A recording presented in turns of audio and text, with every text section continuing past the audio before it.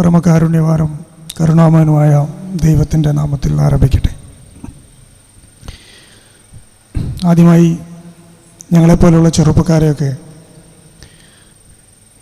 ഇത്തരത്തിൽ ഒരു വലിയ സമ്മേളനത്തിലേക്ക് വിളിക്കാനും സംസാരിക്കാനും അവസരം തന്നതിൽ ഹൃദയത്തിൻ്റെ അടിത്തട്ടിൽ നിന്നും നന്ദി രേഖപ്പെടുത്തുകയാണ്. സമകാലീന വിഷയങ്ങളുമായി ബന്ധപ്പെട്ടും നൂതനവും നവീനവുമായ ആശയങ്ങളുമായി ബന്ധപ്പെട്ടും നന്മയുടെയും സർഗാത്മകതയുടെയും വലിയ ചരിത്രങ്ങളുമായി ബന്ധപ്പെട്ടും ഒരു വലിയ മഹാപ്രസ്ഥാനം വിദ്യാഭ്യാസത്തിന് പ്രാധാന്യം കൊടുത്ത് ഒരു ചെറിയ പീഡിക മുറിയിൽ നിന്ന് പിന്നീട് അതിൻ്റെ വരാന്തയിലേക്കും പിന്നീട് ചെറിയ മദ്രസയിലേക്കും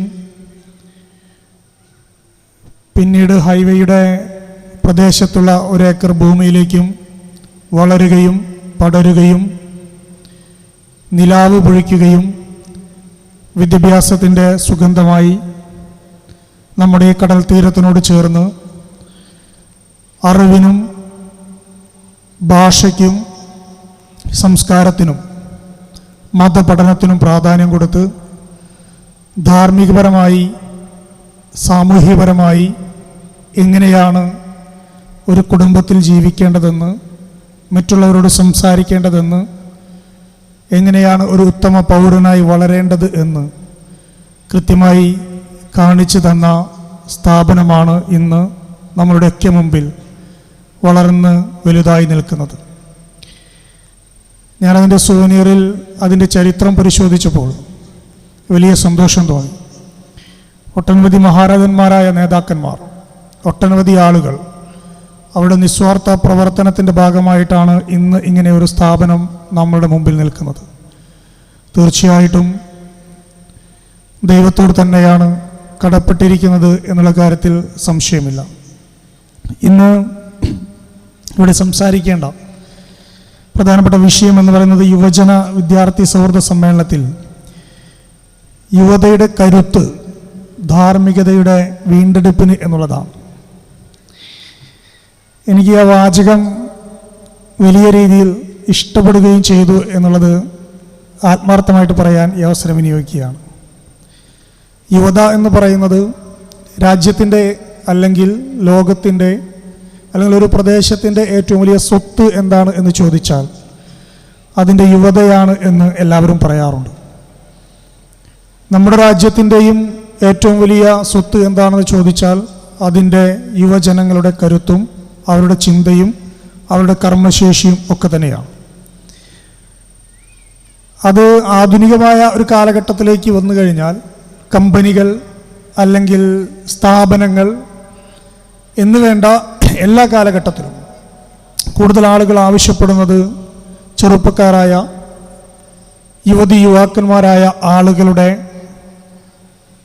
അവരുടെ ഊർജത്തെയും അവരുടെ ചിന്തയെയും അവരുടെ പ്രവൃത്തിയെയും രാജ്യത്തിന് വേണ്ടി, തങ്ങളുടെ സ്ഥാപനങ്ങൾക്ക് വേണ്ടി, തങ്ങളുടെ കാര്യങ്ങൾക്ക് വേണ്ടി കൃത്യമായി ഉപയോഗപ്പെടുത്തുന്നവർ തന്നെയാണ് വിജയികളായിട്ടുള്ളത് എന്ന് നമുക്ക് കാണാൻ കഴിയും. പക്ഷേ ഈ ഒരു സമ്മേളനത്തിൽ യുവതയുടെ കരുത്ത് ധാർമ്മികതയുടെ വീണ്ടെടുപ്പിന് എന്ന് പറയുന്നതിൽ യഥാർത്ഥത്തിൽ ഒരു വലിയ വിഷയമാണ്. എന്ന് വെച്ചാൽ ഒരു ഡീപ്പ് സബ്ജക്റ്റാണ്. രണ്ട് കാര്യങ്ങൾ കൊണ്ട് നമുക്കതിനെ യോജിപ്പിക്കാൻ പറ്റും.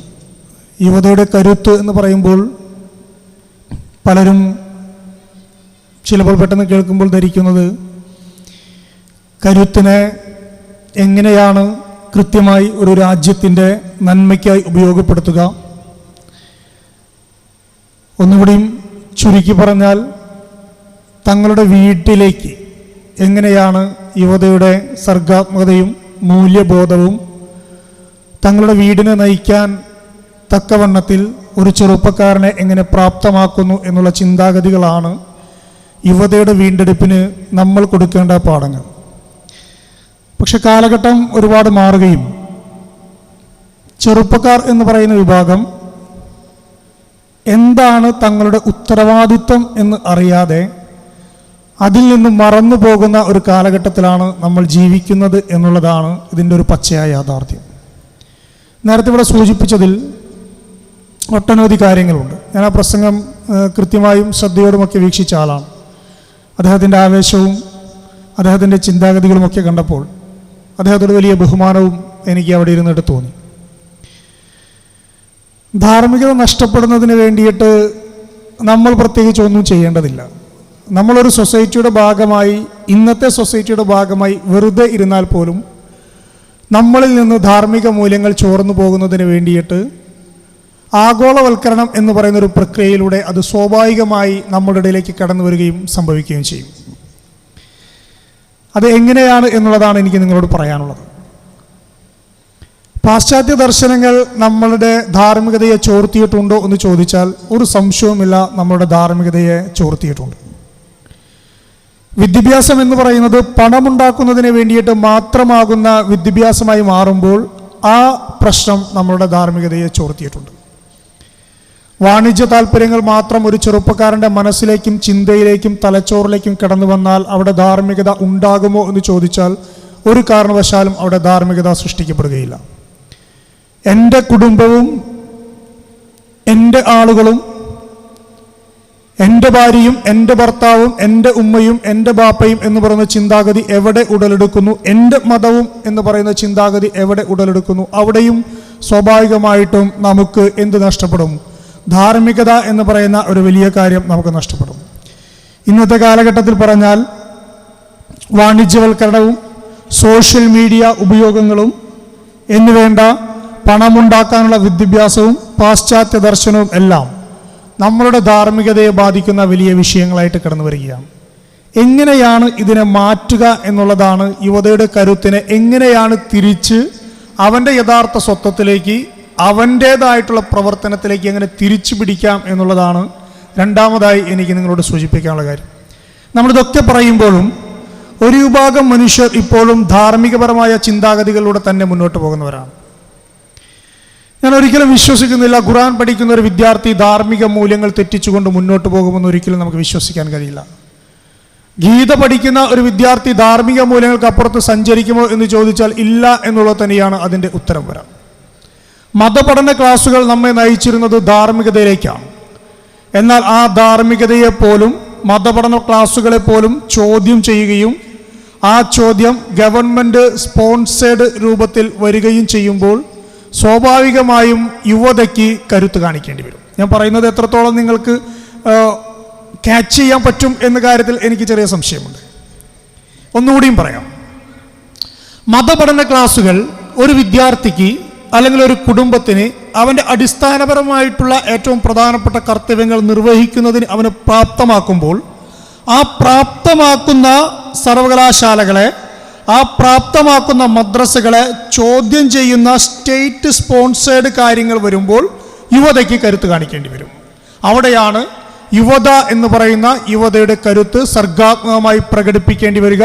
അത് എഴുത്തിലൂടെ വേണ്ടി വരും, അത് ചിന്തയിലൂടെ വേണ്ടി വരും, അത് സമരത്തിലൂടെ വേണ്ടി വരും, അത് തെരുവിലേക്ക് ഇറങ്ങിയിട്ട് വേണ്ടി വരും.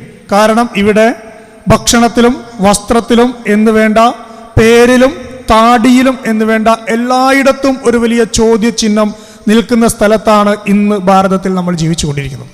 ട്രെയിനിൽ കയറിയാൽ എൻ്റെ പേര് എന്താണെന്ന് ചോദിച്ചാൽ എൻ്റെ പേര് ബഷീർ എന്നാണ് എന്ന് പറഞ്ഞാൽ നിൽക്കാൻ പറയുന്നിടത്തും, എൻ്റെ പേര് മനു എന്നാണെന്ന് പറഞ്ഞാൽ ഇരിക്കാൻ പറയുന്നിടത്തും ഇന്ത്യ മഹാരാജ്യത്ത് ജീവിക്കേണ്ടി വരുന്ന ഗതികേട് സൃഷ്ടിക്കപ്പെടുന്ന ഒരു രാജ്യത്ത് സ്റ്റേറ്റ് തന്നെ അതിന് സ്പോൺസറായിട്ടുള്ള കാര്യങ്ങൾക്ക് നേതൃത്വം കൊടുക്കുമ്പോൾ യുവത സ്വാഭാവികമായും കരുത്ത് പ്രകടിപ്പിക്കേണ്ടി വരും.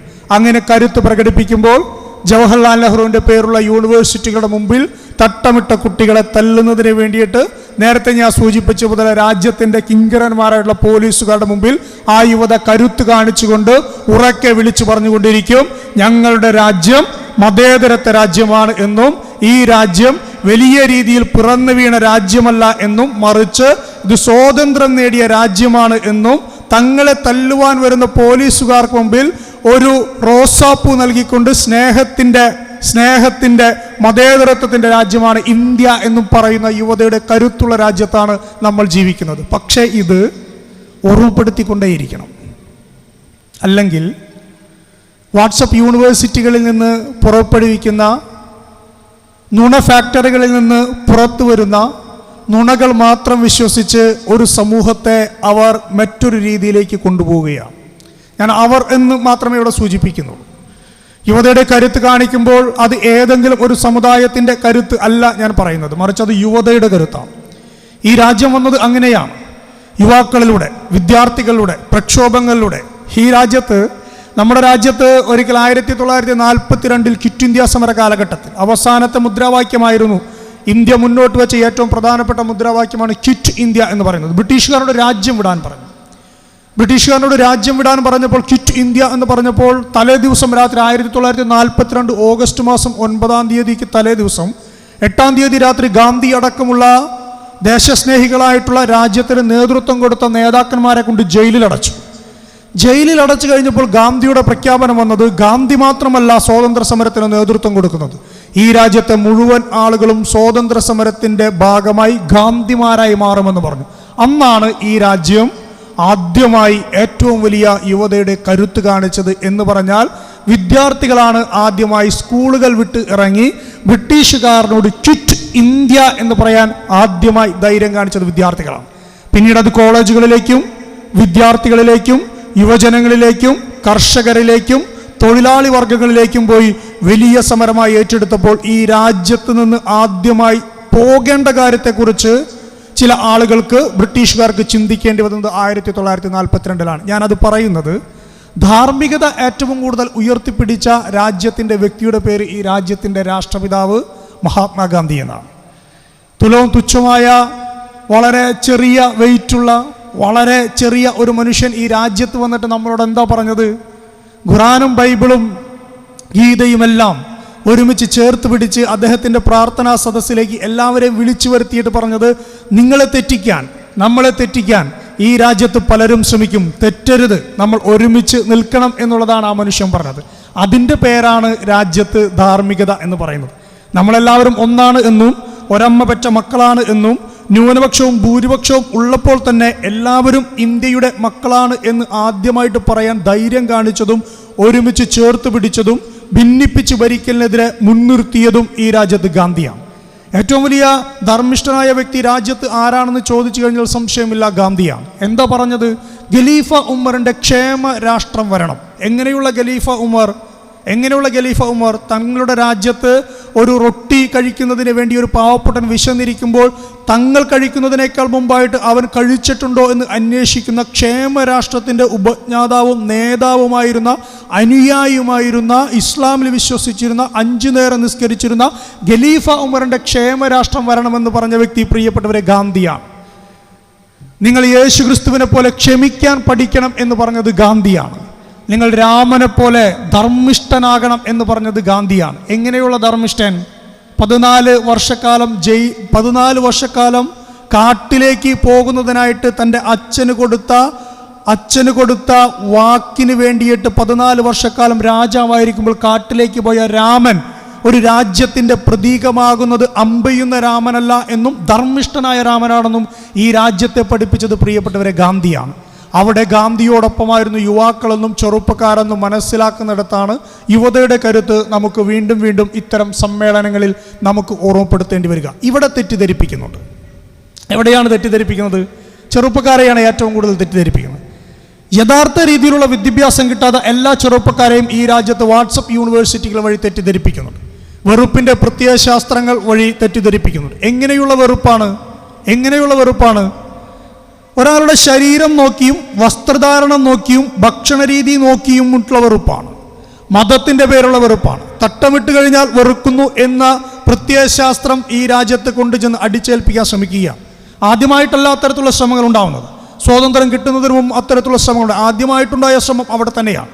അതുകൊണ്ടാണ് നമ്മൾ ചെറുപ്പക്കാരോട് ആവശ്യപ്പെടുന്നത്, പറയുന്നത്, നിങ്ങൾ ചരിത്രം വായിക്കുന്നവരും പഠിക്കുന്നവരുമായിട്ട് മാറണം. ഞാൻ ദീർഘമായി കടന്നു പോകുന്നില്ല, കാരണം ഒട്ടനവധി ആളുകൾ സംസാരിക്കാനുള്ളതാണ്. ഞാൻ 5 മിനിറ്റ് കൊണ്ട് എൻ്റെ സംസാരം അവസാനിപ്പിക്കാം. ചരിത്രം വായിക്കുന്നിടത്തും പഠിക്കുന്നിടത്തുമാണ് ഒരു യുവത അവൻ്റെ ധാർമ്മിക മൂല്യങ്ങൾ തിരിച്ചു പിടിക്കുന്നതിൽ നിന്ന് കൃത്യമായി മനസ്സിലാക്കാൻ സാധിക്കുന്നത്. ചരിത്രം നമ്മൾ ആവർത്തിക്കുകയും പഠിപ്പിക്കുകയും ചെയ്തുകൊണ്ടിരിക്കേണ്ടതിൻ്റെ ആവശ്യകത ഇത്തരത്തിലുള്ള സമ്മേളനങ്ങൾ വിളിച്ചു പറയുന്നുണ്ട്.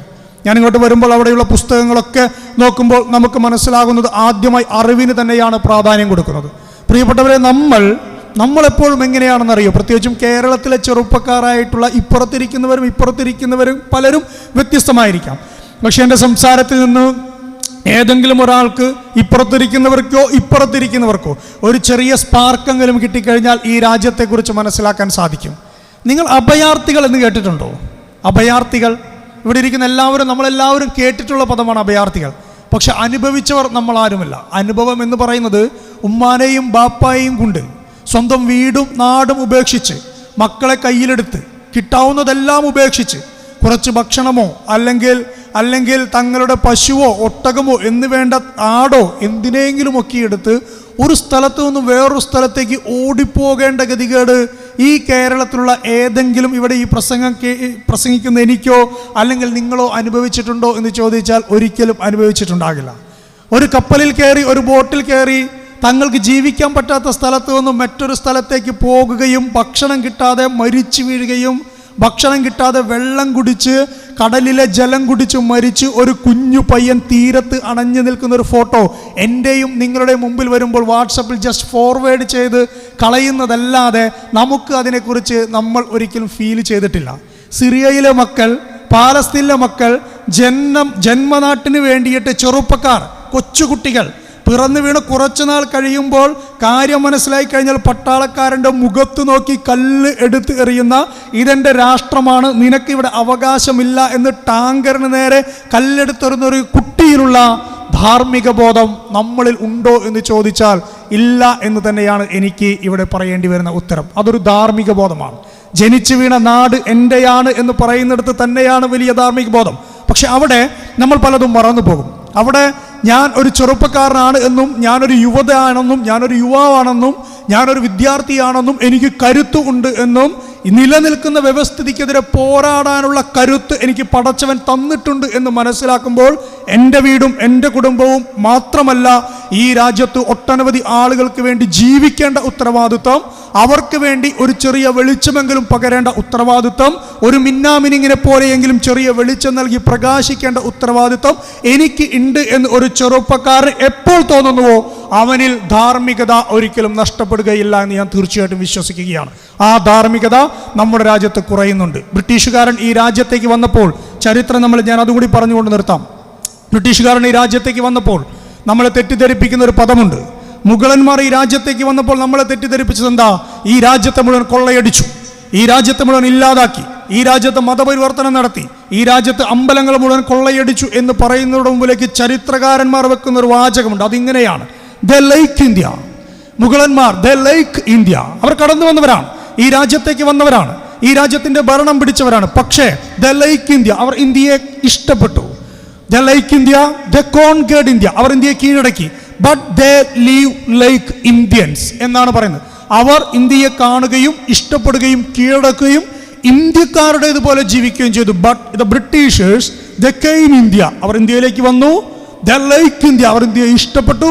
ദേ conquered India but they leave like Britishers എന്ന് വെച്ചാൽ ഇന്ത്യയിൽ വരികയും ജീവിക്കുകയും ഇന്ത്യക്കാരുടേതല്ലാത്തതുപോലെ ബ്രിട്ടീഷുകാരനായി ജീവിക്കുകയും ചെയ്തപ്പോൾ ഇവിടെ രണ്ട് മതവിഭാഗങ്ങളെ സൃഷ്ടിക്കേണ്ട ഉത്തരവാദിത്വം പാശ്ചാത്യർക്ക് വരികയും അന്ന് മുതൽ ഈ രാജ്യത്ത് പ്രശ്നങ്ങൾ ആരംഭിക്കുകയും ചെയ്തു. ഏകോദര സഹോദരങ്ങളെ പോലെ ജീവിച്ചിരുന്ന ഈ രാജ്യത്ത് അന്ന് മുതൽ നമ്മളുടേക്ക് പ്രശ്നങ്ങൾ കടന്നു വന്നു. അതിനെ പിൻപറ്റിയിട്ടാണല്ലോ പിന്നീട് ബാബറി മസ്ജിദും ഈ പറയുന്ന തർക്കങ്ങളും ഇന്ന് നിലവിലിരിക്കുന്ന ശിവലിംഗത്തെ നോക്കിയിട്ടും നിസ്കരിക്കുന്ന സ്ഥലത്തേക്ക് പോയിട്ട് അതിൻ്റെ അടിയിൽ വിഗ്രഹമുണ്ടെന്ന് പറയലും ഈ പറയുന്ന കോടതികൾ പോലും വിധികൾ പ്രസ്താവിക്കുമ്പോൾ കണ്ണടച്ച് ഇരിക്കേണ്ട ഗതികേടിലേക്ക് ഒരു രാജ്യത്തെ കൊണ്ടുചെന്നെത്തിച്ചതിൻ്റെ അർത്ഥം നമ്മൾ മനസ്സിലാക്കേണ്ടത് ഈ രാജ്യത്ത് ആദ്യമായി മതത്തിൻ്റെ വിത്ത് പാകിപ്പോയ പാശ്ചാത്യർ തന്നെയാണ്. പക്ഷെ ഇത് മനസ്സിലാക്കാതെ പരസ്പരം കലഹിക്കുന്നവരായി പലരും മാറുകയാണ്. ആ കലഹിക്കുന്നിടത്ത് നിന്ന് നമുക്ക് യുവതയുടെ ഊർജ്ജത്തെ തിരിച്ചു പിടിക്കേണ്ടതുണ്ട്.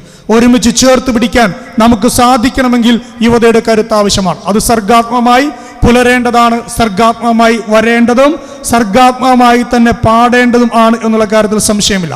ഒരു വലിയ ജനാധിപത്യ രാജ്യത്താണ് നമ്മൾ ജീവിക്കുന്നത്. ലോകത്തിലെ ഏറ്റവും വലിയ ജനാധിപത്യ രാഷ്ട്രം ഏതാണെന്ന് ചോദിച്ചാൽ ഭാരതമാണ്. ഏറ്റവും കൂടുതൽ ഭാഷകൾ സംസാരിക്കുന്ന രാജ്യം ഏതാണെന്ന് ചോദിച്ചാൽ ഭാരതമാണ്. ഇൻക്രെഡിബിലിറ്റി എന്നാണ് പറയുന്നത്. ക്രെഡിബിലിറ്റി ഉള്ള ഒരു രാജ്യത്ത് എന്ന് വെച്ചാൽ യൂണിറ്റി ഇൻ ഡൈവേഴ്സിറ്റിയുള്ള, മതേതരത്വമുള്ള, സെക്യുലറിസമുള്ള and equal importance for all religions എന്ന് ലോകത്തിൽ ഭരണഘടനയിൽ പറഞ്ഞു വെച്ച ഒരു രാജ്യത്ത് ജീവിക്കുമ്പോൾ ആ ഭരണഘടനയെ ചേർത്ത് പിടിക്കുന്ന യുവാക്കളെ സൃഷ്ടിക്കേണ്ട ഉത്തരവാദിത്വം നമുക്കാണ്. അത് അറിവ് പകർന്ന്, നന്മ പകർന്ന്, ചരിത്രപരമായിട്ടുള്ള കാര്യങ്ങൾ പറഞ്ഞുകൊടുത്ത്, സത്യങ്ങൾ വിളിച്ചു പറയുമ്പോൾ ആ സത്യങ്ങൾക്കെതിരെ കാതോർക്കുവാനും ആ സത്യങ്ങൾ സത്യമല്ല എന്ന് പറയാനും പലരും വരുമ്പോൾ അവർക്കെതിരെ കരുത്ത് കാണിക്കേണ്ട ഒരു കാലഘട്ടത്തിൽ ആ കരുത്ത് തിരിച്ചു പിടിക്കാൻ സാധിക്കും എന്ന് തന്നെ ഉറപ്പായിട്ടും വിശ്വസിക്കുകയാണ്. ധാർമ്മികത എന്ന് പറയുന്നത് നമ്മൾ വീട്ടിൽ നിന്നും, ഉമ്മയിൽ നിന്ന്, ബാപ്പയിൽ നിന്ന് നമ്മൾ പഠിച്ച്, മദ്രസയിൽ നിന്ന്, വിദ്യാലയത്തിൽ നിന്ന്, സമൂഹത്തിൽ നിന്ന് നമ്മൾ പഠിച്ചു വരുമ്പോൾ ആ ധാർമ്മികതയെ തകർക്കുവാൻ വരുന്ന ആരെയും നമുക്ക് മനസ്സിലാക്കാൻ സാധിക്കണമെങ്കിൽ അറിവ് ഉണ്ടായിരിക്കണം എന്നുള്ളതാണ് സത്യാവസ്ഥ. മാതാവിൻ്റെ കാൽ കീഴിൽ തന്നെയാണ് സ്വർഗം സ്ഥിതി ചെയ്യുന്നു എന്ന് പറയുമ്പോൾ മാതാവിൽ നിന്ന് തന്നെയാണ് ധാർമ്മികത നമ്മൾ ആദ്യമായിട്ട് പഠിക്കുന്നു എന്നുള്ള കാര്യത്തിൽ സംശയമില്ല. അതുകൊണ്ട് മാതാവിനെയും പിതാവിനെയും മനസ്സിലാക്കുന്നവന് ധാർമ്മികതയുണ്ടായിരിക്കും. ഈ രാജ്യത്ത് വിദ്യാഭ്യാസം എന്ന് പറയുമ്പോൾ വിദ്യാഭ്യാസം കച്ചവടമായി മാറുന്ന ഒരു കാലഘട്ടത്തിലേക്ക് നമ്മൾ മാറിക്കഴിഞ്ഞാൽ മാത്രമാണ് ധാർമ്മികപരമായിട്ടുള്ള മൂല്യച്യുതികൾ ഉണ്ടാകുകയുള്ളൂ. അത് ഇല്ലാതെ ഒരു രാജ്യത്തിൻ്റെ യുവതയുടെ കെട്ടുറപ്പിനെയും രാജ്യത്തിൻ്റെ നിലനിൽപ്പിനെയും ബാധിക്കുന്ന വിഷയങ്ങളിൽ യാതൊരു വിധത്തിലുള്ള സങ്കോചവുമില്ലാതെ കരുത്ത് ആയുധമാക്കി, പടച്ചട്ടയാക്കി നമ്മൾ ഇറങ്ങുന്ന ഒരു കാലഘട്ടം വിദൂരമല്ല എന്ന് ഒരിക്കൽ കൂടി സൂചിപ്പിച്ചുകൊണ്ട് നന്മ പുലരും, പ്രത്യാശ വിടരും, പുതിയ ലോകമുണ്ടാകും, പുതിയ പ്രതീക്ഷകളുണ്ടാകും. പുതിയ രാജ്യത്ത് പുതിയ പുഷ്പങ്ങളും പുതിയ പൂന്തോട്ടങ്ങളിൽ, പുതിയ ഉദ്യാനങ്ങളിൽ വലിയ പുഷ്പങ്ങളും വലിയ കാര്യങ്ങളും ഉണ്ടാകുമ്പോൾ ആ സുഗന്ധം ഈ രാജ്യം മുഴുവൻ പരക്കുകയും ഗാന്ധി വീണ്ടും ചിരിക്കുകയും ചെയ്യും. സമാധാനത്തോടു കൂടി നമ്മളിലേക്ക് ഇറങ്ങി വരും ചെയ്യുമെന്ന് ഒരിക്കൽ കൂടി പ്രതീക്ഷിച്ചുകൊണ്ട് യുവതയുടെ കരുത്ത് സർഗാത്മകമായി മുന്നോട്ട് പോകട്ടെ എന്ന് ഒരിക്കൽ കൂടി ആശംസിച്ചുകൊണ്ട് എല്ലാവിധ ആശംസകളും നേർന്നു നിർത്തട്ടെ. നന്ദി, നമസ്കാരം.